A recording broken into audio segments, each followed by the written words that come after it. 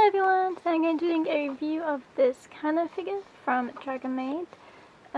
It is by Pulchra, and I really like how this figure looks. It is a 1/7 scale, I believe, which isn't too big because Kanna isn't a tall character, she's very small, but it is a decent size, and she's very cute.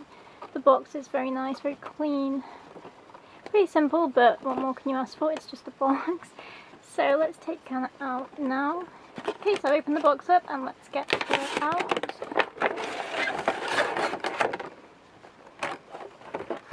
Okay, so she's in a blister with some protective film, just the average that you would expect. Okay, and as you can see, she is here. I'll remove some of the protective film, and she is looking really good. Can't spot any issues with her. Just having a look at her now. And she's really adorable. They've definitely done this character justice. I think they've captured her really well from the series. The details on the back, even like underneath her backpack, are really good. And her little tail. And she's got the accurate body shape from the anime, which I think is super adorable. It's very unique on a character like this. Like her thighs are a little bit more shapely than you would be used to on a small character. She is adorable. And that face detail is really nice. His eyes are very, very nice, quite glossy as well. And yeah, I'm really impressed with all the details on this.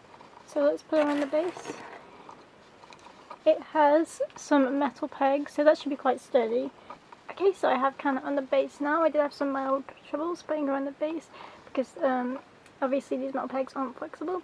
But I think I've got her on just enough. I don't want to push it too hard in case they get stuck in there. So this is looking okay. She will definitely stand up and stay upright. Okay, so I'm going to do a little showcase and some close-ups on this figure. I'm very happy with the details, the paintwork, the sculpt. It's very, very nice, very cute, very adorable character. I've done justice, so I'm happy with that. One thing I did notice is that this tail is flexible, so you don't have to worry about breaking it. I did end up bending it a little bit by accident when I was putting her on the base, but thankfully it is flexible. It's made out of absolutely rubbery material, so that's great. Not too delicate. So yeah. I'm going to do a little showcase of her now, and you can admire her details up close.